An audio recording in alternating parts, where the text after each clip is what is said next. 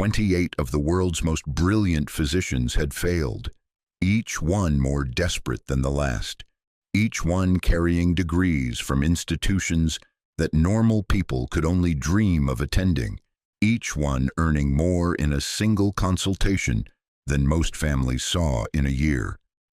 And yet, as the machines continued their relentless chorus of failure in the private wing of Manhattan Memorial Hospital, not one of them had been able to answer the question that haunted the corridors like a ghost. How do you save someone who has already been declared unsavable? The monitors painted their grim picture in sterile green light, flatlined readings where there should have been hope, declining numbers where there should have been progress. The girl on the bed, barely 16, with auburn hair spread across crisp white pillows, had not moved anything below her shoulders in 72 hours. Not a finger, not a toe, not even the flutter of response that might suggest her spinal cord was anything more than severed tissue wrapped in dying hope. Outside her room, in a hallway that cost more per square foot than most people's homes, stood a man whose presence was so unremarkable that even the nurses had stopped noticing him. He wore the navy blue uniform of the overnight cleaning crew, his name tag reading simply Miguel Santos, and he pushed a cart that squeaked just slightly on its left wheel, a sound that had become as familiar as breathing to anyone who worked the graveyard shift at Manhattan Memorial. Miguel was 42 years old, with the kind of weathered hands that spoke of work that extended far beyond pushing a mop, and eyes that carried a particular sort of exhaustion. Not the tiredness that came from long hours, but the bone-deep weariness of a man who had seen too much and lost too much, and was still trying to find a way to keep going. His daughter, Sophia, was 8 years old, and she was the reason he took the night shifts, the reason he worked in a building filled with the kind of medicine he had once practiced himself, the reason he had learned to make himself invisible. If you're enjoying this story so far, don't forget to hit the like button and subscribe. Drop a comment telling me where in the world you're watching from. I love hearing from you. The hallway outside the girl's room had become a gallery of failure. Neurological specialists from Johns Hopkins, spinal surgeons who had trained at the Mayo Clinic, researchers who had published papers that redefined what was possible in paralysis recovery. They came and went like actors in a play, where everyone knew the ending but no one wanted to say the words out loud. Dr. Elizabeth Hartwell had been the 28th expert to examine the case. She was 63 years old, silver-haired, with a reputation that preceded her through hospital corridors like royalty announcing itself. She had developed surgical techniques that were taught in medical schools across 3 continents, had reversed paralysis in cases that other doctors had written off as hopeless. But as she emerged from the girl's room, her shoulders carried a defeat that Miguel had seen too many times before. The girl's father waited in the hallway, and his presence filled the space in a way that made even experienced physicians straighten their spines unconsciously. Alexander Rothschild was not just wealthy. Wealth was a currency that flowed around him like water around a stone, so fundamental to his existence that it had ceased to be something he thought about consciously. At 58, he controlled a financial empire that spanned 6 continents, made decisions that affected the lives of hundreds of thousands of people, and had long ago learned that there was very little in this world that money could not buy. His daughter's condition was teaching him the limits of that philosophy in ways that threatened to break him entirely. Alexander had built his fortune on the principle that every problem had a solution. Every obstacle could be overcome with the right combination of resources and determination. He had started with a small investment firm 35 years ago and had transformed it into Rothschild Global Holdings, a financial powerhouse that managed assets worth over $200 billion. He had weathered market crashes, hostile takeovers, and economic disasters that had destroyed other men, and he had emerged stronger each time. But Isabella, his brilliant, laughing 16-year-old daughter, who played violin like an angel and dreamed of becoming a marine biologist, had been thrown from her horse during a competition 3 days ago, and all of his money, all of his influence, all of his connections in the medical world had proven useless against the simple, devastating reality of a severed spinal cord. The accident had happened in slow motion, the way these things always did in memory. Isabella had been riding Midnight, a black Arabian that had cost more than most people's cars, in a competition at the Greenwich Equestrian Center. She had cleared the first 6 jumps flawlessly, moving with the kind of grace that made spectators hold their breath when something had spooked the horse on the approach to the 7th obstacle. Maybe it was a camera flash, maybe a sudden sound from the crowd.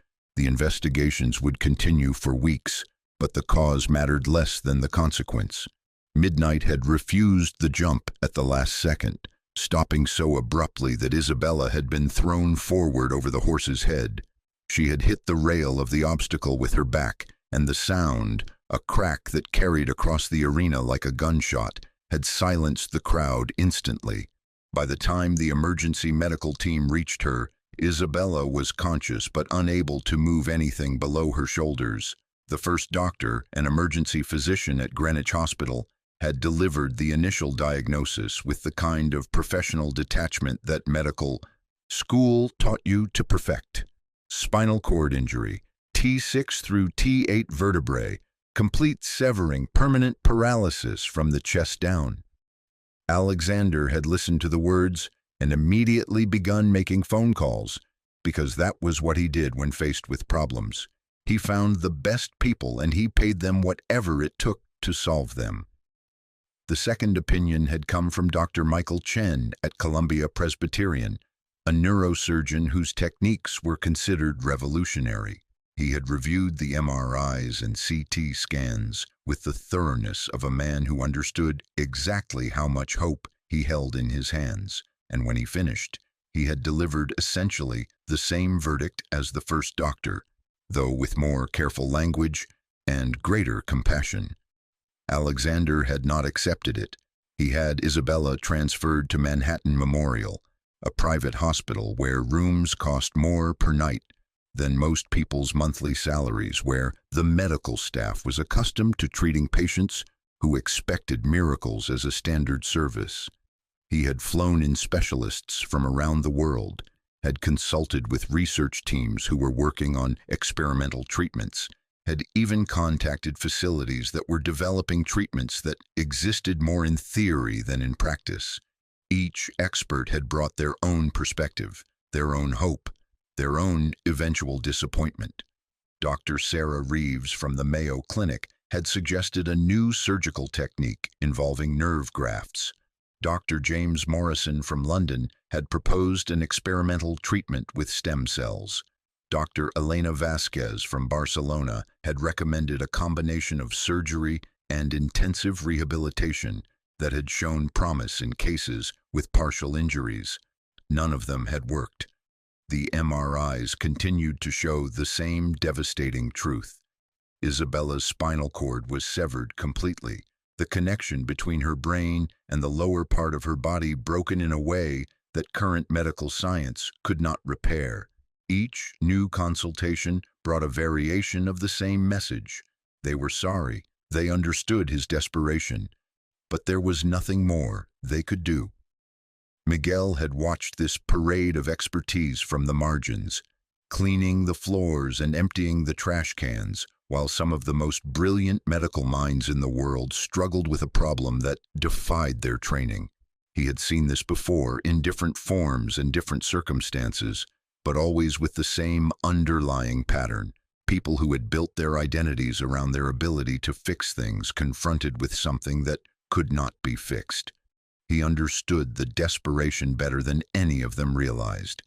He had been a neurosurgeon himself once upon a time in a different life, before everything had fallen apart, before Sophia's mother had died in a car accident, that Miguel could not save her from, despite being one of the best emergency neurosurgeons in the state. Before the lawsuit that had followed, the investigation into his treatment decisions, the slow, crushing realization that being right about the medicine did not always protect you from the politics and the paperwork, and the lawyers who saw opportunity in every tragedy. Miguel had lost his license not because he had made a mistake, but because he had refused to cover up a mistake that someone else had made. A senior physician at his previous hospital had misdiagnosed a patient with a brain tumor, had delayed treatment that could have saved the man's life, and when the family threatened legal action, the hospital administration had needed someone to take the blame. Miguel had been given a choice: sign a statement accepting responsibility for the delayed diagnosis, or face an investigation that would destroy his career and his ability to provide for his daughter.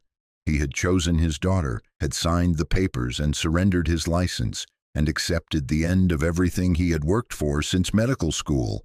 But he had not been able to bring himself to leave medicine entirely, could not abandon the environment where he had once saved lives and made a difference.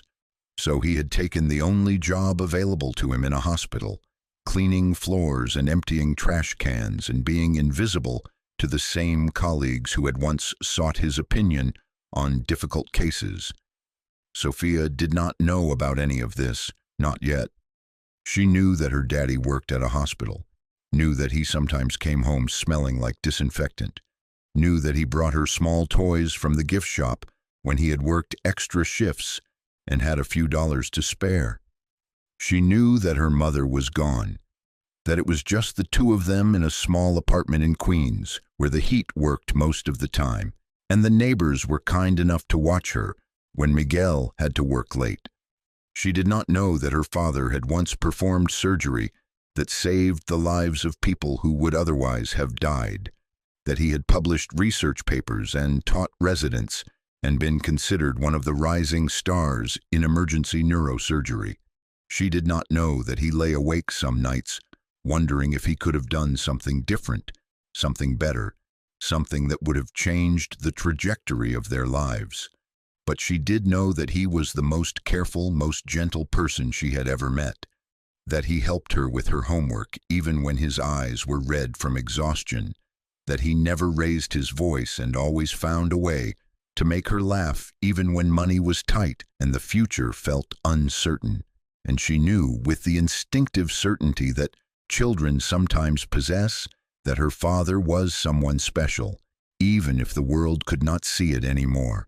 On the third night of Isabella's hospitalization, Miguel was cleaning the private wing where she lay, surrounded by machines that beeped and hummed and displayed numbers that told the story of a young life suspended between consciousness and hope. It was nearly 2 a.m, the quietest time in any hospital, when even the most dedicated medical staff moved through their rounds with the measured pace of people who were running on caffeine and determination. He had just finished mopping the hallway outside Isabella's room when he heard the sound, a subtle change in the rhythm of one of the monitors, a shift in the electronic symphony that most people would not have noticed. But Miguel had spent enough years in hospitals to recognize when something was wrong, and this sound, this particular variation in the machine's voice, meant that Isabella was in trouble. He set down his mop and moved closer to the door, careful not to cross the threshold, but close enough to see into the room. Isabella was conscious, staring at the ceiling with the kind of stillness that came from having no choice in the matter. But her breathing was wrong, too fast, too shallow, and Miguel could see the signs of respiratory distress that the monitors had not yet detected. The night nurse was at the other end of the hall, dealing with another patient, and the attending physician was in his office, reviewing charts. In the time it would take to get their attention, to explain what he was seeing, to convince them to take action, Isabella's condition could deteriorate from manageable to critical. Miguel looked at the girl on the bed, at her auburn hair and the fear in her eyes, and he thought about Sophia, about the promises he had made to always protect her, about the life they were building together despite everything they had lost. He thought about the man he used to be, about the skills that still lived in his hands, even though the law no longer recognized his right to use them. And then, for the first time in 4 years, Miguel Santos stepped out of the shadows and back into the work he was born to do.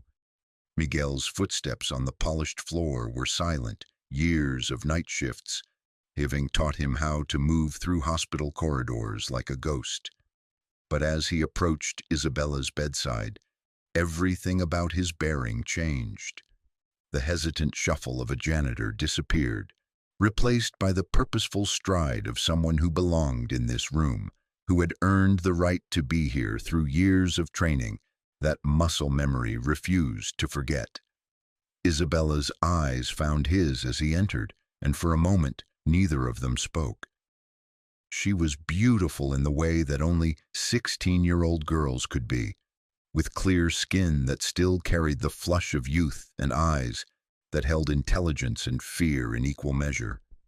Her auburn hair spread across the pillow like spilled copper, and Miguel could see her father's strong jawline in the set of her features. "You're not a doctor," she said, her voice barely above a whisper. It was not an accusation, just an observation delivered with the kind of directness that teenagers possessed before the world taught them to be more careful with their words. "No," Miguel said quietly, moving to the side of her bed where the monitors displayed their steady stream of data. "I'm not, but I need you to listen to me very carefully, Isabella. Your breathing is changing, and if we don't address it quickly, you're going to be in serious trouble." She blinked at him, confusion flickering across her face. "How do you know my name?" "I've been watching over you for 3 days," Miguel said, his hands moving automatically to check her pulse, to assess her color, to evaluate the subtle signs that the machines had not yet detected. "And right now you're developing respiratory distress. Your diaphragm is being affected by swelling around your spinal cord, and your breathing is becoming compromised." Isabella's eyes widened, and Miguel could see panic beginning to creep in around the edges. He had seen this before, the moment when patients realized that their bodies were failing them in ways they had not anticipated, when the full scope of their vulnerability became clear. "Hey," he said softly, his voice carrying the kind of calm authority that came from years of speaking to frightened patients in emergency rooms. "Look at me, Isabella. I need you to stay calm, because panic will only make this worse. Can you do that for me?" She nodded, though Miguel could see the effort it required. Her breathing was indeed becoming more labored, and he knew they had minutes, not hours, before this became a crisis that would require emergency intervention. "I'm going to help you," he said, already reaching for the call button that would summon the night nurse. "But I need you to trust me even though you don't know who I am. Can you do that?" "Why should I trust you?" Isabella asked, though there was more curiosity than fear in her voice now. "You're a janitor." Miguel paused, his finger hovering over the call button. This was the moment when he would have to make a choice that could change everything, reveal who he really was, or find a way to help her while maintaining the protective anonymity he had built around himself for 4 years. "Because," he said finally, pressing the button and then moving to adjust her bed position to help her breathing, "sometimes the people who can help you the most are the ones you least expect." The night nurse, a competent woman named Carol, who had been working the private wing for 15 years, appeared in the doorway within 30 seconds. Miguel knew her well enough to nod to in the hallways, but they had never had a conversation that extended beyond basic pleasantries about the weather or the hospital's coffee. "What's wrong?" Carol asked, immediately moving to check the monitors that Miguel already knew would confirm what he had observed. "Isabella's developing respiratory complications," Miguel said, his voice steady and clinical, in a way that made Carol look at him sharply. "Her oxygen saturation is dropping, and her breathing pattern indicates diaphragmatic compromise. She needs immediate respiratory support and probably steroids to address the spinal cord swelling. Carol stared at him for a full 3 seconds, her mind clearly trying to reconcile the medical terminology with the man in the janitor's uniform who was delivering it. But she was experienced enough to recognize accuracy when she heard it, and the monitors were already beginning to confirm Miguel's assessment. "How do you know that?" she asked, even as she was reaching for her phone to call the attending physician. "I know what I know," Miguel said simply. "Right now, Isabella is more important than explanations." Carol nodded and made the call, her voice professional and urgent as she described Isabella's deteriorating condition to Dr. Peterson, the attending physician who was managing her care. Miguel could hear the doctor's voice through the phone, asking questions, giving instructions, preparing to come to the room immediately. But Miguel also knew that by the time Dr. Peterson arrived, reviewed the situation, and ordered the appropriate interventions, Isabella's condition could deteriorate significantly. Her breathing was becoming more distressed by the minute, and he could see the fear growing in her eyes as she struggled to get enough air. "Isabella," he said, moving closer to the head of her bed, "I need you to try a different breathing pattern. Instead of trying to take deep breaths, I want you to take smaller, more frequent ones, like this."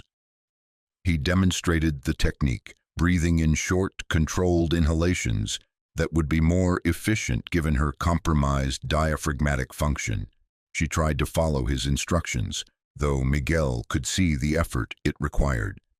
Her face was beginning to show signs of oxygen deprivation, a subtle shift in color that would be invisible to most people but was glaringly obvious to someone with his training. "Better," he said, though they both knew it was not enough. "Now I need you to stay as calm as possible while we wait for the doctor. Fear uses oxygen that your body can't spare right now." "Are you sure you're not a doctor?" Isabella asked between breaths, her eyes studying his face with the intensity of someone trying to solve a puzzle. Miguel looked at her, this brave, frightened girl who was fighting for every breath, and felt something shift inside him. For 4 years he had hidden from the person he used to be, had convinced himself that he was protecting Sophia by staying invisible, by avoiding the risks that came with using his medical knowledge. But this moment, this girl who needed help that he could provide, was forcing him to confront the cost of that choice. "I used to be," he said quietly, "a long time ago." Dr. Peterson arrived 5 minutes later, a tall, thin man in his early 50s who carried himself with the confident efficiency of someone who had been managing medical crises for decades. Miguel knew him by reputation, a good doctor, competent and thorough, but not someone who thought outside the conventional protocols. The doctor immediately began his assessment, checking Isabella's vital signs, reviewing the monitor readings, asking Carol about the timeline of symptom development. Miguel watched from the corner of the room, having stepped back into the shadows as soon as the medical team arrived. "We need to get her on BiPAP support immediately," Dr. Peterson said, already reaching for his phone to order the equipment. "And I want a stat dose of methylprednisolone to address the spinal cord swelling. Where's respiratory therapy?" "On their way up," Carol replied, though Miguel could hear the concern in her voice. The respiratory therapy team would take at least 10 more minutes to arrive with the breathing support equipment, and Isabella's condition was continuing to deteriorate. Miguel watched as they worked, following the standard protocols for respiratory complications in spinal cord injury patients. But he could see that the approach, while medically sound, was not addressing the specific nature of Isabella's distress. Her problem was not just general respiratory failure, it was a very particular kind of diaphragmatic paralysis that required a more targeted intervention. He had seen this exact condition twice before, both times in combat situations where soldiers had suffered spinal injuries from IED explosions. The standard approach would eventually work, but slowly, and Isabella did not have time for slowly. "Dr. Peterson," Miguel heard himself say, stepping forward from the corner of the room. "May I make a suggestion?" The doctor looked up at him, clearly annoyed by the interruption from someone who had no business being in the room during a medical crisis. "This is not the time for housekeeping concerns," he said curtly. "It's not a housekeeping concern," Miguel replied, his voice steady despite the weight of what he was about to do. "Isabella needs immediate diaphragmatic pacing to maintain adequate ventilation while you wait for the BiPAP equipment. Manual stimulation of the phrenic nerve pathway can buy you the time you need." Dr. Peterson stared at him, his expression shifting from annoyance to confusion to something approaching shock. "What did you just say?" "Phrenic nerve stimulation," Miguel repeated, moving closer to Isabella's bedside. "Her diaphragmatic paralysis is incomplete. There's still some neural pathway function. With the right manual stimulation technique, you can restore enough diaphragmatic movement to improve her ventilation immediately." The room fell silent except for the steady beeping of the monitors and Isabella's labored breathing. Carol looked back and forth between Miguel and Dr. Peterson, clearly trying to understand what was happening. And Dr. Peterson studied Miguel's face with the intensity of a man who was trying to reconcile what he was hearing with what he was seeing. "How do you know about phrenic nerve stimulation?" the doctor asked slowly. Miguel looked at Isabella, whose breathing was becoming increasingly distressed, and made a decision that he knew would change everything. "Because I'm a neurosurgeon," he said quietly. "Or I was. And if you don't let me help her right now, she's going to need emergency intubation. If you're hooked on this story, make sure to subscribe and turn on notifications so you never miss an upload. Your support means everything and helps me bring you more emotional stories like this one." Dr. Peterson stared at him for another long moment, and Miguel could see the calculation happening behind his eyes. The risk of trusting someone who claimed medical expertise while wearing a janitor's uniform versus the risk of watching Isabella's condition continue to deteriorate while they waited for equipment that might not arrive in time. "Show me," the doctor said finally.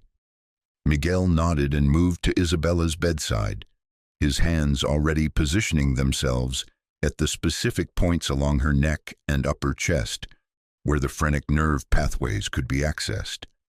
"Isabella, I need you to relax as much as possible. This might feel strange, but it's going to help you breathe." His fingers found the precise locations he was looking for, points that most doctors learned about in medical school but rarely had occasion to use in practice. The technique required understanding not just anatomy, but the specific neural pathways that controlled diaphragmatic function, the exact pressure and rhythm needed to stimulate natural breathing patterns. Miguel began the stimulation, his movements precise and controlled, developed through years of training and refined through experience that most doctors would never encounter. Within 30 seconds, Isabella's breathing began to ease. Within a minute, her oxygen saturation levels started to improve.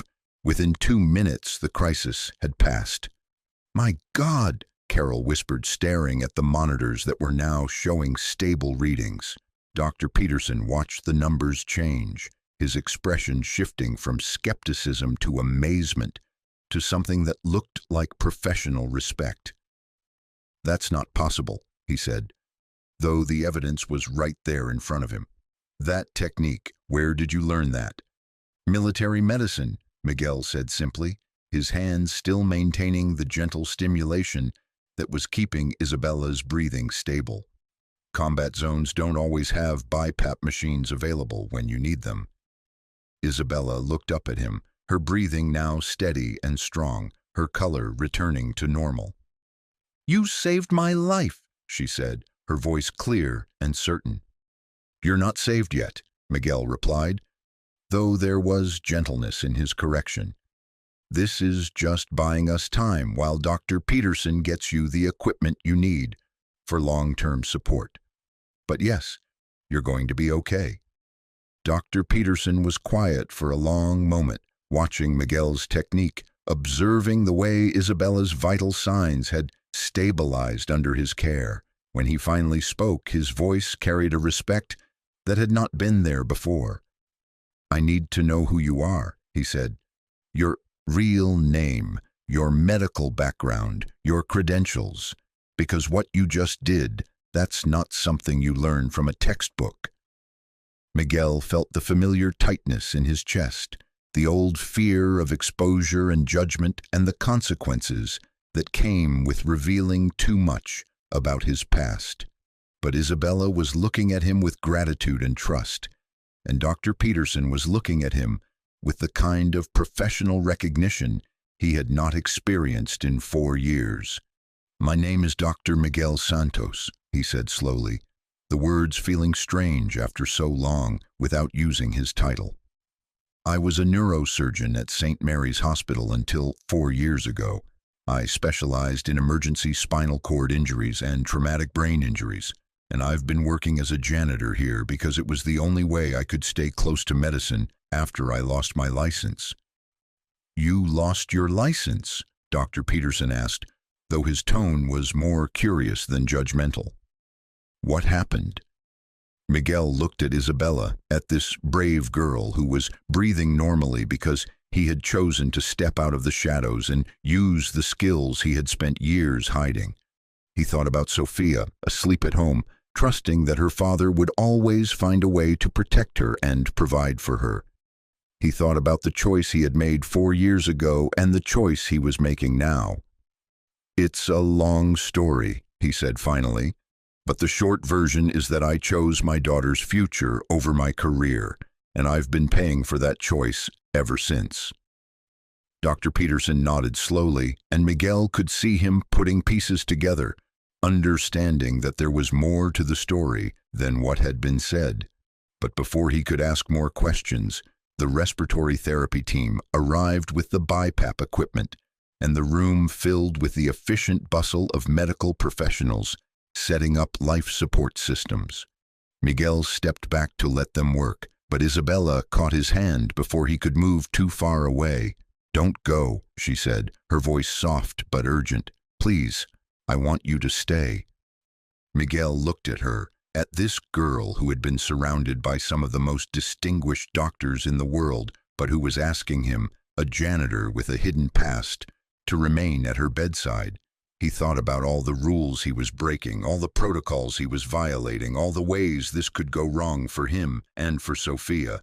But he also thought about the oath he had taken as a doctor, the promise to do no harm and to help those who needed healing. And he realized that for the first time in 4 years, he was exactly where he was supposed to be.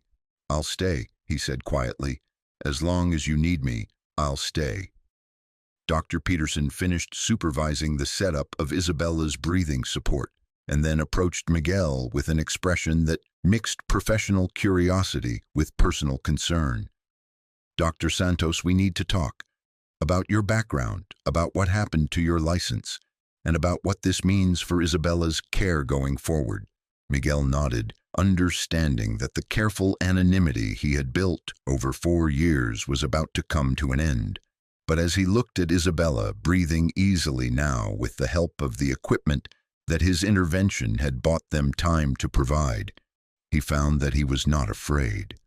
For the first time since he had signed those papers and surrendered his license, Miguel Santos felt like a doctor again. And that feeling, dangerous as it might be, was worth whatever consequences might follow. The respiratory therapy team finished their setup and left, the crisis officially resolved. Carol completed her documentation and returned to her other patients, though Miguel could see the questions in her eyes as she left the room. And Dr. Peterson prepared to have a conversation that would determine whether Miguel's return to medicine would continue, or whether this brief moment of redemption would be his last. But Isabella was breathing, strong and steady, and that was enough. For now, that was everything.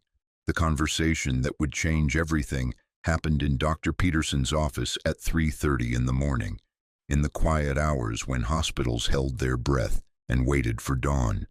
Miguel sat across from the attending physician, still wearing his janitor's uniform, while Isabella slept peacefully in her room, with breathing that remained strong and steady, thanks to his intervention. Dr. Peterson had pulled Miguel's old medical records from St. Mary's Hospital, and they lay spread across his desk like evidence in a trial. Transcripts from medical school, residency evaluations that praised his surgical skill and diagnostic intuition, research papers he had published on innovative spinal cord injury treatments, and then the final documents that told the story of how it had all ended. Dr. Miguel Santos, Dr. Peterson read from the file, his voice careful and measured. Graduated top 5% from Johns Hopkins Medical School, completed neurosurgical residency at Massachusetts General, specialized fellowship in emergency spinal cord trauma at UCLA, board-certified published researcher, considered one of the most promising young neurosurgeons on the East Coast. He looked up from the papers. Until 4 years ago, when you voluntarily surrendered your medical license following an internal investigation at St. Mary's Hospital. Miguel sat quietly, his hands folded in his lap, waiting for the questions he knew would come. He had lived with this story for 4 years, had rehearsed the explanations in his mind countless times, but he had never expected to have this conversation while wearing the uniform of the man he had become, rather than the white coat of the man he used to be. The investigation centered on a patient named Thomas Brennan. Dr. Peterson continued reading from the file, a 43-year-old construction worker who presented with severe head trauma following a fall from scaffolding. According to the records, there was a delay in his treatment that resulted in complications that ultimately led to his death. "That's correct," Miguel said quietly. "But according to these same records, you weren't the attending physician on his case. Dr. Richard Hartley was the lead neurosurgeon, and you were brought in as a consulting specialist." Dr. Peterson looked at Miguel over the rim of his reading glasses. "So why did you surrender your license for someone else's patient?" Miguel took a deep breath, feeling the weight of a story he had carried alone for 4 years, pressing against his chest like a stone. "Because Dr. Hartley misdiagnosed the case," he said simply. "Thomas Brennan didn't have a simple subdural hematoma, like Hartley claimed. He had a more complex injury that required immediate surgical intervention, and Hartley either didn't recognize it or chose to ignore it." "And you disagreed with the diagnosis?" "I documented my concerns in the patient's chart," Miguel replied. "I recommended immediate surgery, argued for a more aggressive treatment approach, but Hartley was the attending and he overruled me. He wanted to try conservative management first, said surgery could wait until morning." Dr. Peterson nodded slowly, clearly reading between the lines of the official documentation. But morning was too late. Thomas Brennan died at 4:17 a.m., from complications that could have been prevented with immediate surgical intervention, Miguel said, his voice steady despite the pain that still lived in those words. "Surgery that I could have performed 6 hours earlier if I had been allowed to proceed." "So what happened? Why did you surrender your license instead of fighting the investigation?" Miguel was quiet for a long moment, thinking about Sophia sleeping in their small apartment in Queens, about the choice he had made between his career and her future.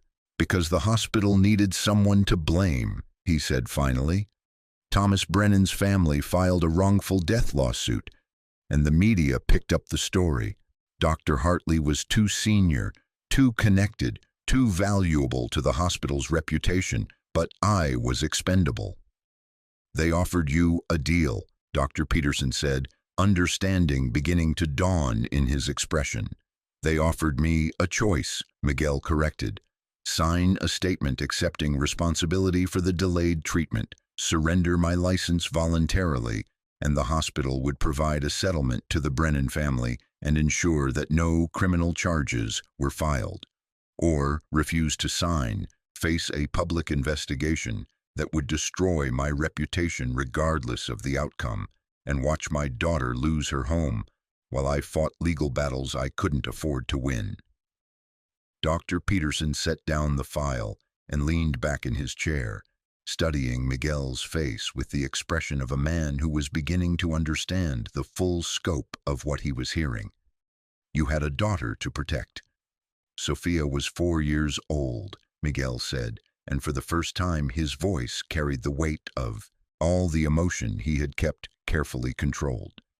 Her mother had died in a car accident the year before, an accident I couldn't save her from either, despite being in the emergency room when they brought her in. Sophia had already lost one parent. I couldn't risk her losing the only one she had left. The office fell quiet except for the distant sounds of the hospital at night, the soft chime of elevator doors, the quiet footsteps of nurses making rounds, the steady rhythm of machines that never slept. Dr. Peterson sat with the story Miguel had just told him, clearly trying to reconcile the man in front of him with the tragedy that had driven him from medicine. So you became a janitor, Dr. Peterson said finally. I became a father, Miguel corrected. The janitor job was just the means to that end. It let me stay close to medicine without practicing it, let me work nights so I could be home when Sophia got out of school, let me provide for her without risking the kind of exposure that might threaten our stability. And for 4 years you've been cleaning floors in hospitals while possessing the skills to save lives. Miguel nodded. It seemed safer that way, for both of us. Dr. Peterson was quiet for another long moment, and Miguel could see him processing not just the story but the implications of what had happened earlier that night. But tonight you chose to step back in. Tonight I saw a 16-year-old girl who was going to die if someone didn't act, Miguel said, and I realized that some things are more important than staying safe. Before Dr. Peterson could respond, there was a soft knock on his office door.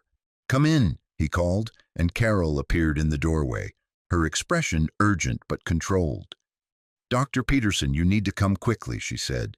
Isabella is asking for Dr. Santos, and there's been a development you need to see. Miguel and Dr. Peterson followed Carol back to Isabella's room, where they found her awake and alert, her breathing strong and steady with the support of the BiPAP machine. But what drew their immediate attention was not Isabella herself. It was the man standing beside her bed, holding her hand with the kind of desperate gentleness that spoke of love and fear in equal measure. Alexander Rothschild was not what Miguel had expected. Despite his wealth and power, he looked like any father watching his child fight for her life, exhausted, vulnerable, aged by worry in ways that money could not prevent. His suit was wrinkled from sleeping in hospital chairs.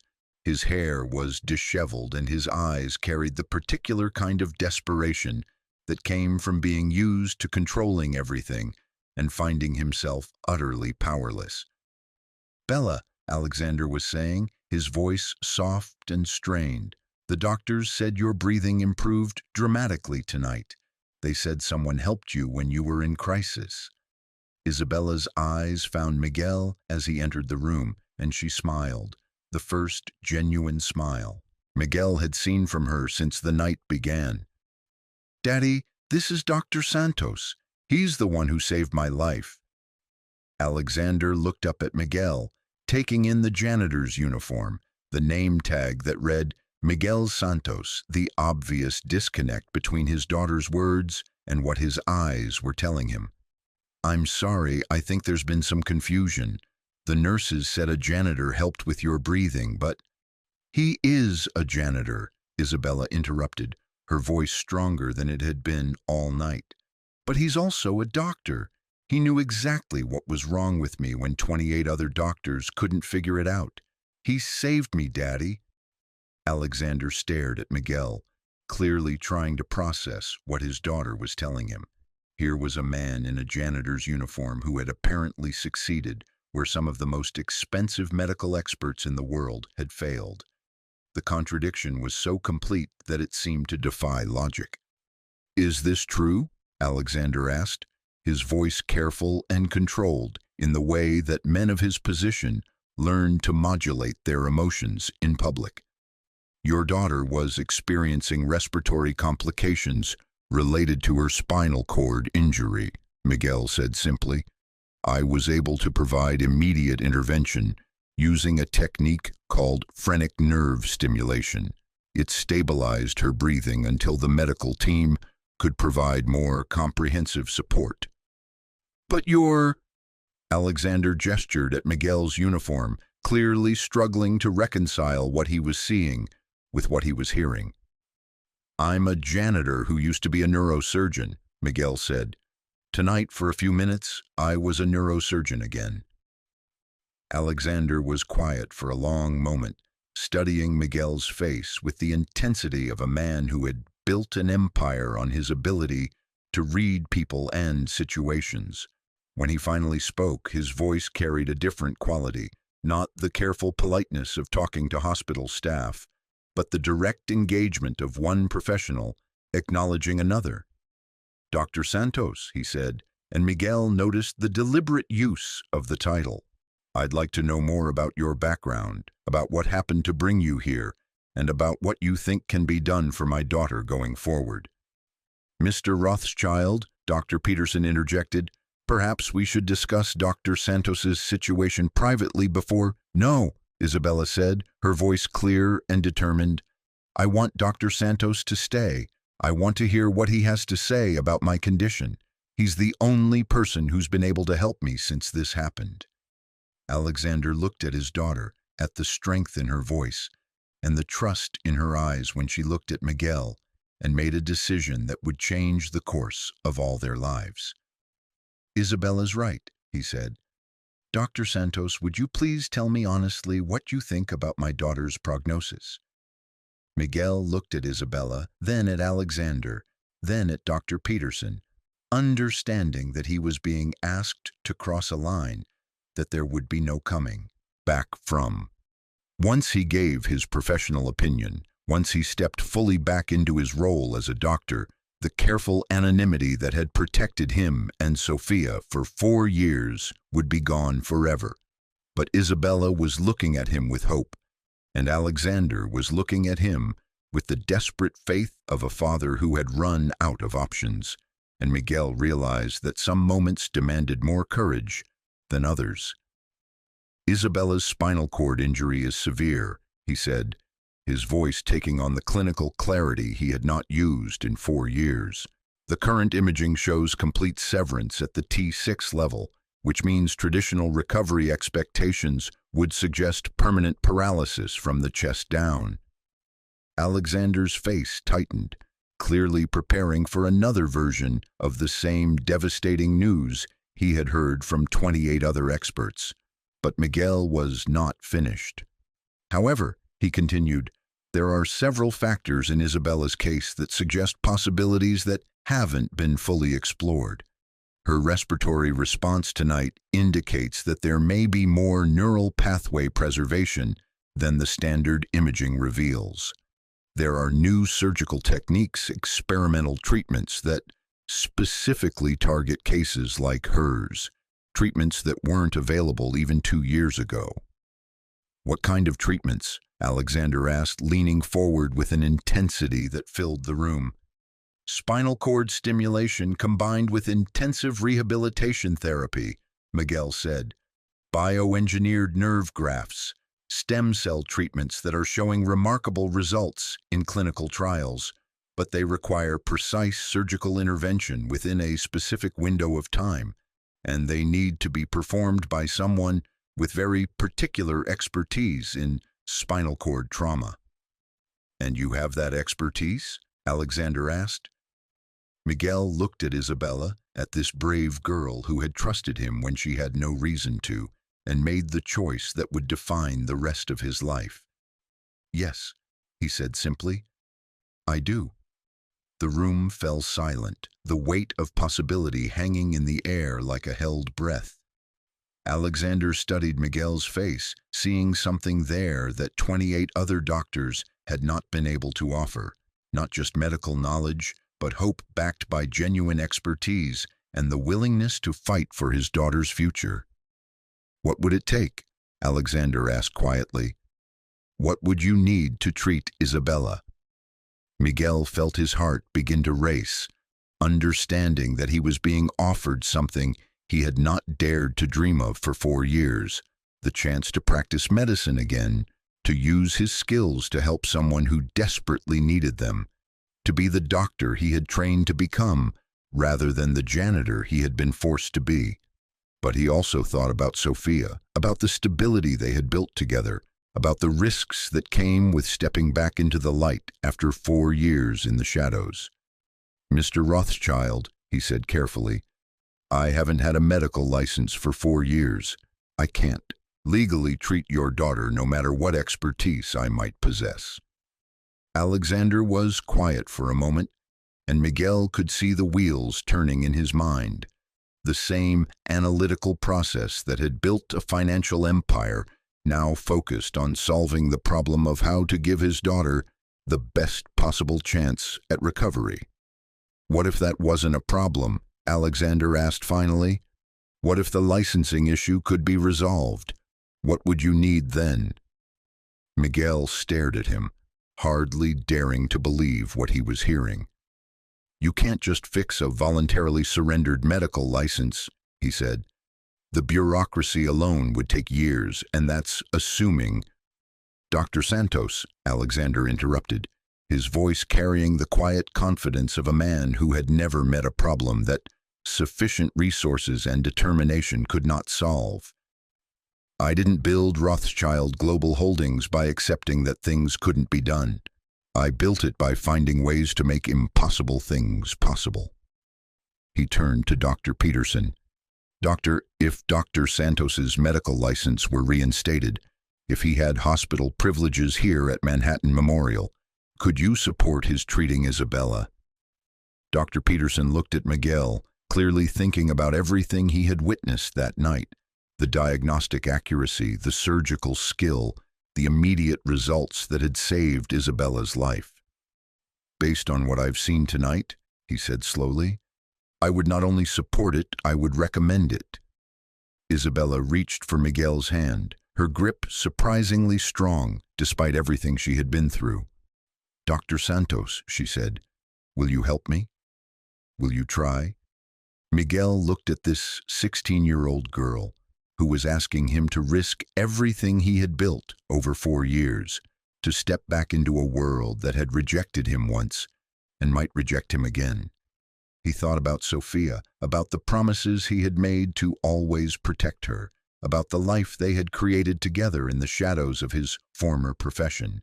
But he also thought about the oath he had taken as a doctor, about the skills that lived in his hands, whether he had a license to use them or not, about the possibility that Isabella might walk again if someone was willing to fight for her. And he realized that some choices transcended fear, that some moments demanded you become who you were meant to be, regardless of the cost. "Yes," he said quietly, his voice steady despite the magnitude of what he was agreeing to. "I'll help you. Whatever it takes, I'll try." Alexander Rothschild smiled for the first time since his daughter's accident, and Miguel Santos felt something inside him that had been broken for 4 years begin to heal.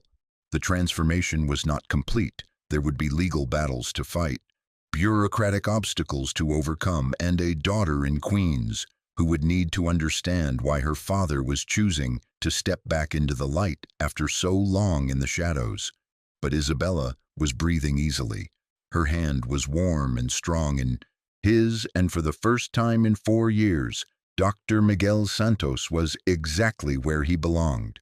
The crisis had become a new beginning, and the man who had been invisible was finally ready to be seen. Thank you so much for watching until the end. If you loved this story, check out the other videos on your screen now. I think you'll really enjoy them. And don't forget to subscribe if you haven't already. See you in the next story.